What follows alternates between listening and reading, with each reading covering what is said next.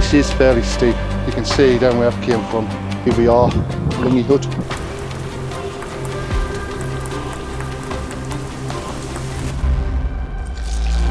Jesus! Wait a minute now! This is weather! Woohoo!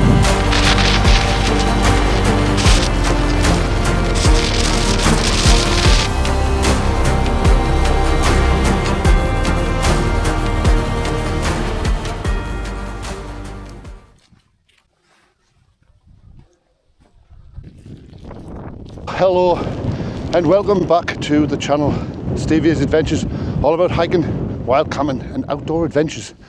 And I'm back out in the Lake District once again.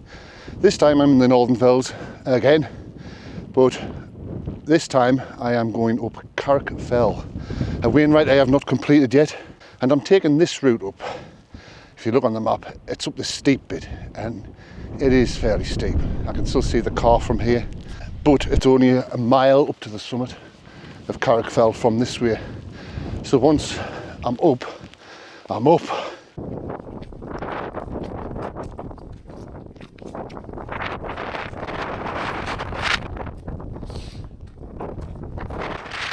So as previously mentioned, this is extremely steep.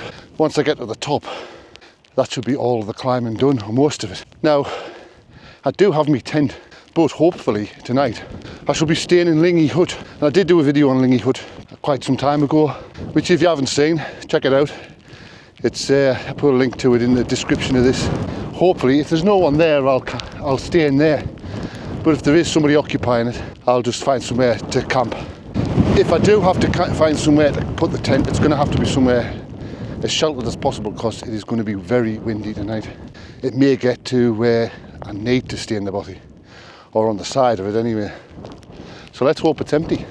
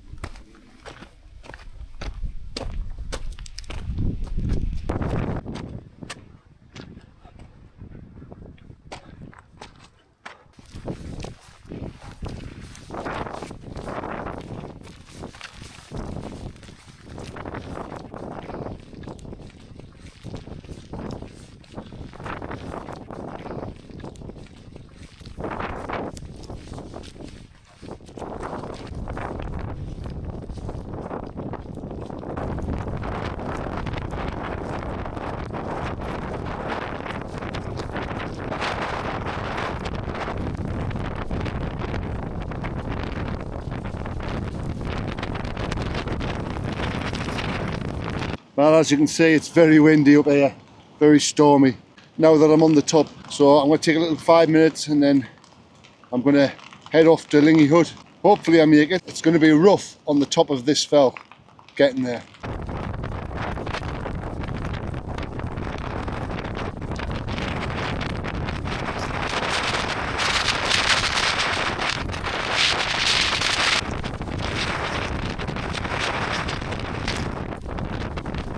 I just happened to have dropped a few metres below the summit on my way to Lingy Hut from Carrick Fell, and the wind drops quite a bit, just enough for you to be able to stand up essentially. It's very windy, very stormy, and we've got like a hail going on. It's what I call spiky rain, nasty stuff. It hurts and it still gets you wet. That sounds so wrong. Anyway, I think I will be staying in Lingy Hut tonight if I possibly can. Hopefully there's no one else turns up, because contrary to what you might think, I don't like videoing when there's people about. It would spoil my video a little bit. But at the end of the day, it's a bothy and it's for emergencies and for people to take shelter, anybody. And if there's room, there's room. and that bothy can sleep easily 6 and more if you have to. Obviously, people's safety comes first, and my video comes way down at the bottom of the list. Anyway, it doesn't mean that I wouldn't mind having it to myself. That would be nice. The next little summit that I'm going to be visiting, it's Round Knot, and it's a Birkett. It's basically just a little stump, a little round stump on the path. So it's no big accomplishment, but it is a Birkett, and I shall be ticking it off my little list. Anyway, guess what I forgot? My gloves. Now, the temperature is about 2 degrees, probably about 2 degrees, I'm only guessing. But with the wind chill, that knocks it down considerably. Probably around about -5 wind chill on your hands. So really, it's not a good thing I forgot my gloves. So I'm having to like keep my hands wrapped in my waterproof jacket just to keep the wind chill off. Otherwise my hands will freeze. Not the best idea. But anyway, let's get this Round Knot ticked off.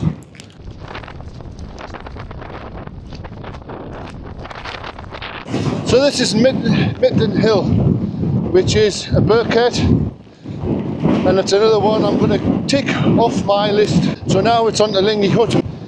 Hopefully I'll have it to myself. If not, I could just set my tent up. The wind is bad, but I've camped in worse. Preferably, I would like to be in the hut. It would be nice, although like I mentioned, someone else might want to take refuge there as well. So it's fairly boggy here, but my boots are pretty waterproof, pretty good. However, it's definitely a good idea to be careful of your foot placement so that you don't get your feet totally submerged. And that's because it gets dirt on your boots and they get saturated. They will let water in. Doesn't matter how good your boots are, they're going to let water in. Doesn't matter what you do. So I try and avoid a lot of the puddles and water, which is sometimes fairly difficult. You do have to walk quite a ways out just to avoid the saturated ground, and sometimes it doesn't really go to plan, like now, because it's fairly boggy.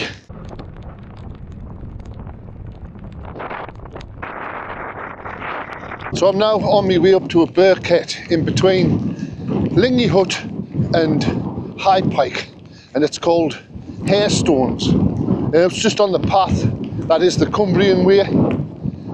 So I have done it before, as I've done the Cumbrian Way. But once I get to that, the summit, you're basically on a path, and it is the Cumbrian Way, and you turn left to go to Lingy Hut. And that's where I'm going to be heading off to.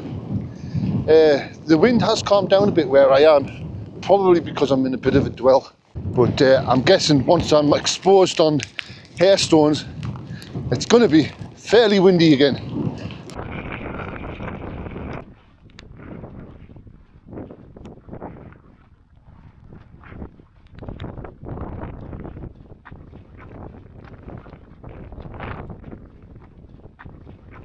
So this, I'm guessing, is the top of Harestones, and now it's not far to Lingy Hut. Let's keep our fingers crossed that there's no one there and that no one turns up. It would be nice, not essential. If there's somebody does turn up, it's their lucky day, because I'll move on and find somewhere to pitch the Hilleberg. And that'll be interesting in this wind, in this gnarly weather.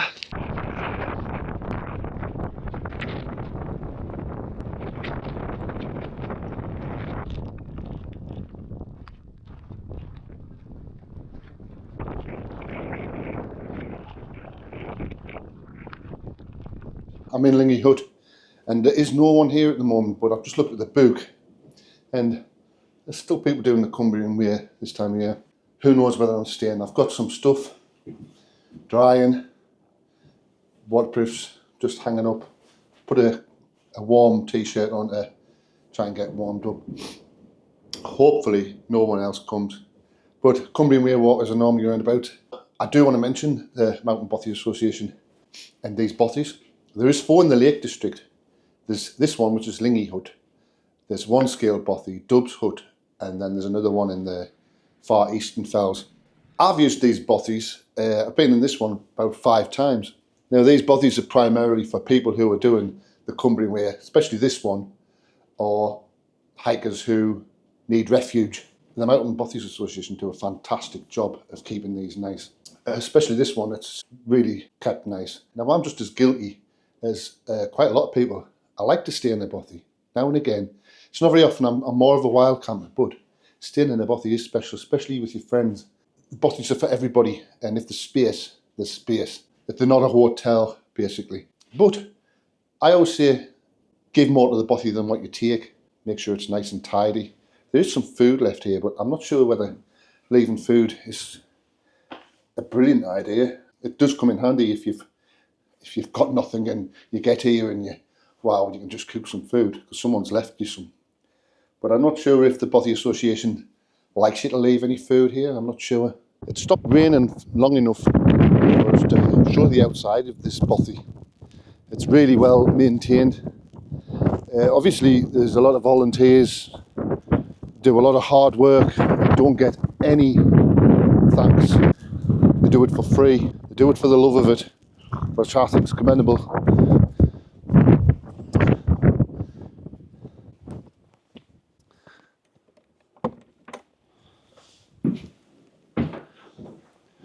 Welcome into my boudoir for the night.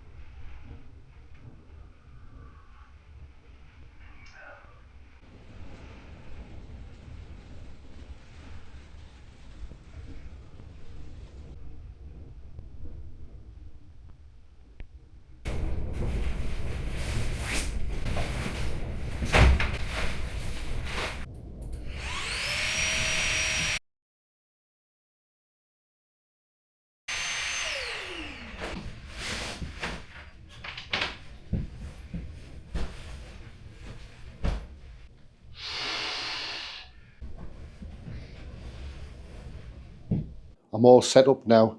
I've got me sleeping bag out on an air mattress on a mat that was provided by the bothy. Very nice of them. I've got a few things lying about, and I've also got my sit mat out, and I am enjoying a little nip of whiskey. I think I've got it to myself. So I guess I'll start with some notices on the notice board in this bothy. Basically, you have the bothy code, and that tells you everything you should know when you're visiting one of these bothies. All the rules. Why should I carry out my rubbish? Gives you the obvious reasons why you should carry out your rubbish, i.e. vermin. Your toilet, everybody who goes wild camping should know how you go to the toilet. Take your rubbish away, more warrants. Then you've got what is the Mountain Bothy Association, and can you help? And some kind of certificate.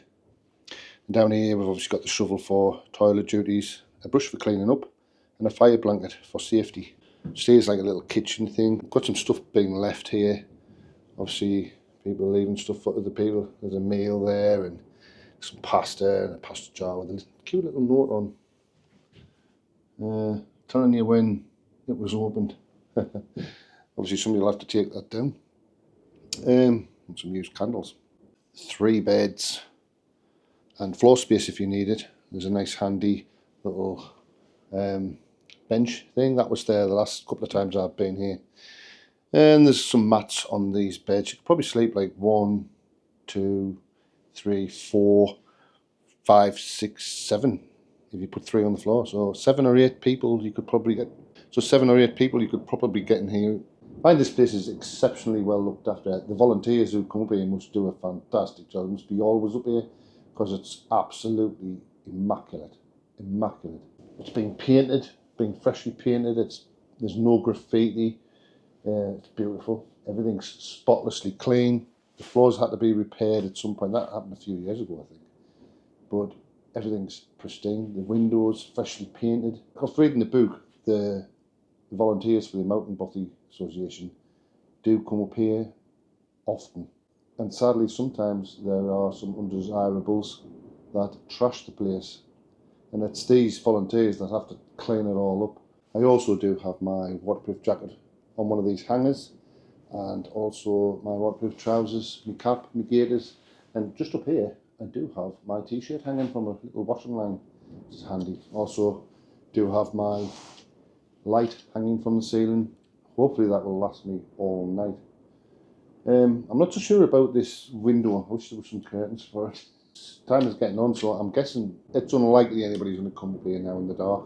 If there is, it'll be somebody doing the Cumbrian Way, which can't be helped. But it looks like, up to now, I've got it to myself.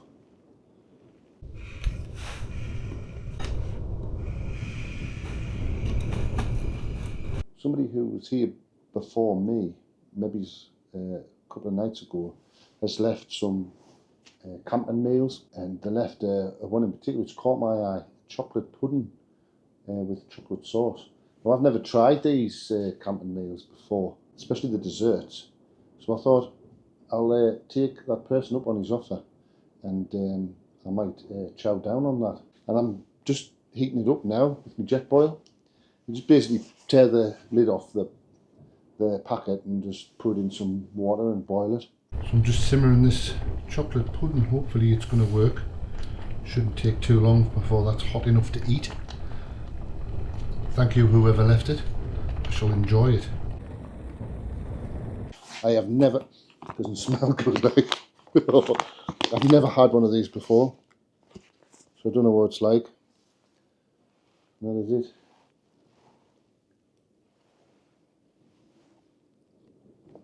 Hey, but it's nice. Look at that. Wow. On the top, I have to buy some of these. Thank you very much, my friend. That's pretty good. So I am rocking the OEX Leviathan EV sleeping bag, down one.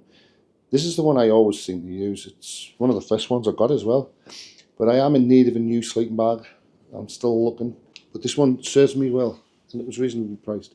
I'm using the Big Agnes Rapide SL insulated sleeping pad again, and I am using the Flextail pillow, I think. Right, sorry for the light, but I've got my head torch on so I can see what I'm doing down here. I do have my bait. It's going to be quite complex because I haven't got 2 cookers to cook it in. I've got some diced chicken here, and I've got some of my homemade chicken tikka masala. I also have a big super noodle pot and some mashed potato pot. Strange concoction, I know.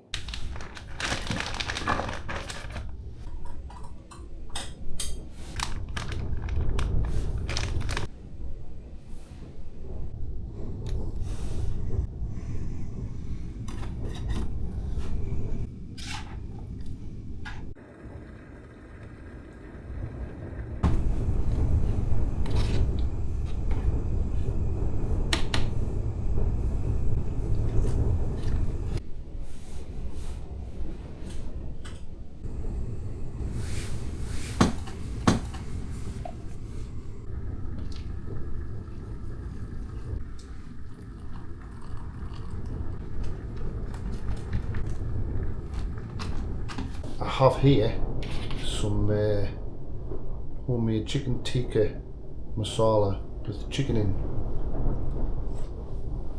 Wow, it's hot. And here I also have some super noodles, and here I have some mashed potato. Now I'm going to enjoy this. I'm going to dip me mash in the curry.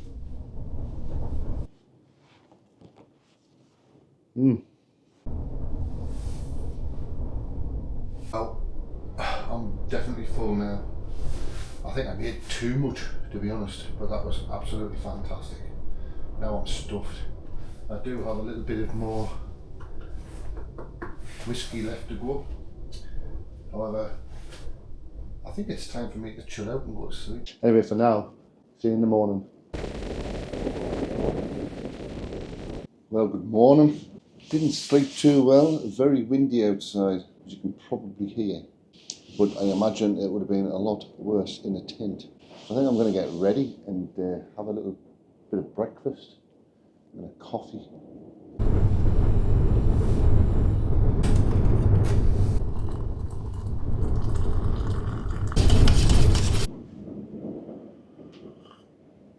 Oh, so my big torches ran out, so I'm using my little one. So forgive us for the lighting. So I'm getting most of my stuff tidied up. I've just got a bit of junk here to tidy up. I do have all my rubbish. There is some little sticky sweet things on there which somebody's left. I don't know whether to take them down or not. But other than that, there's some used candles, so I may just shove them in there and take them down with us.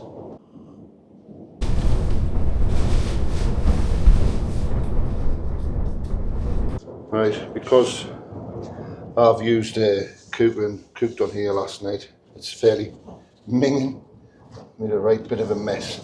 So I've just used one of these cleansing wipes that I have in my bag, just to give it a little wipe down. It is an antiseptic wipe actually, so there we go. And I'll just stick that in my little rubbish bag.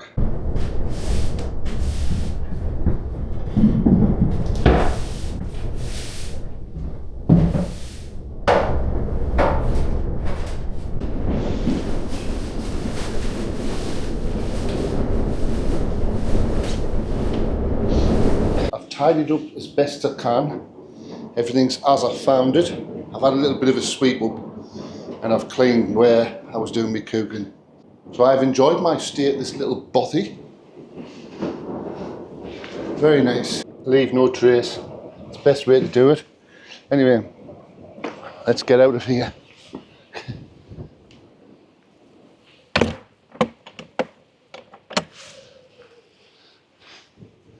Wow.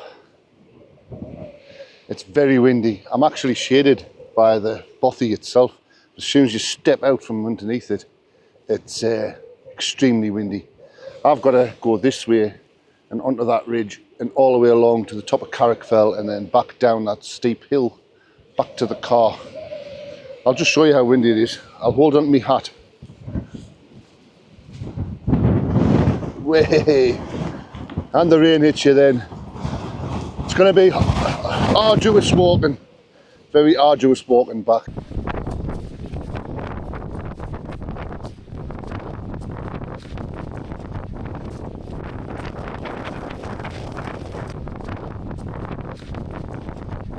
I'm glad there's not much rain happening. I don't have to wear my hood. It's actually drying my hat out off yesterday and my jacket. The wind is blowing it dry because there's only a little tiny spit in the rain, but the wind, by God. In reality, it's probably only about where I am right now, probably just about 25 miles an hour. I know that doesn't sound strong, but it is, because for those people who have walked in 30, 40 mile an hour winds, do know how strong that is, and it's strong enough. So it's not mad windy, but it's fairly breezy. It's enough to knock the cobwebs out anyway. But at least it's not raining at the moment. Keep your fingers crossed, which makes all the difference. I definitely think if you didn't have the correct equipment hiking in trainers and tracksuits and cotton, you'd definitely be in trouble up here, definitely.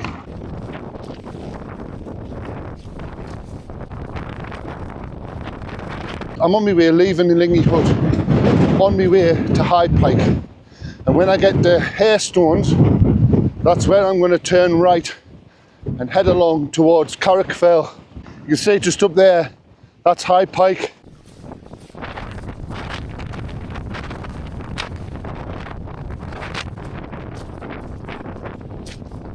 But heck, it's windy, definitely pulling the cobwebs out, so I'm guessing with all the rain we had last night, this path's going to be pretty boggy, which it is.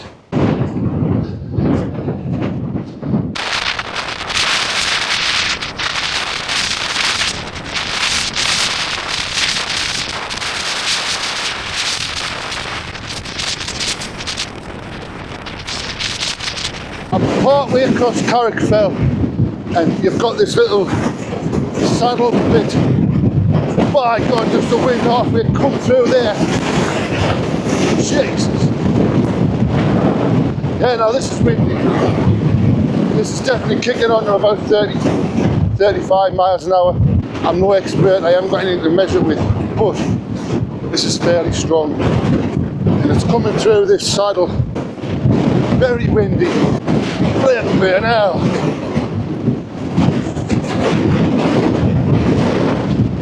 Now this is wind. Just look at that. Look how fast it's pushing the clag across the hill. This is weather. Woohoo! This is what I call gnarly weather.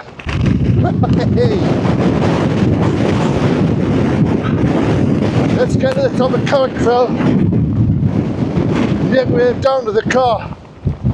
I'm not looking forward to getting down that hill because it was fairly steep. Hopefully I drop out of the wind when I get to there.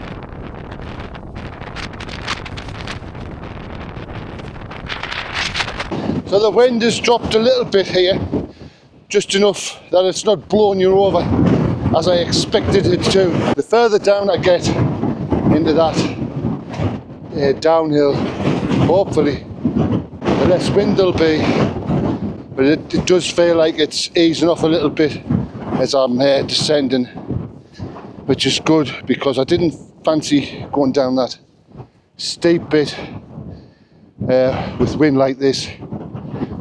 Although I wouldn't have had much choice because that's where the car is. I found myself somewhere relatively sheltered to have a little rest. There must have really been some rain last night because I'm looking down here and it just seems to be very boggy, lots of wet, flooded areas. I just hope the car's not flooded. It should be alright. So I've just got to go down this really steep bit now. Hopefully the wind will have dropped. That's dropped a little bit since I've come down a little bit and round the corner. So hopefully when I get to that steep bit, the wind should be negligible and I should be safe enough to get down.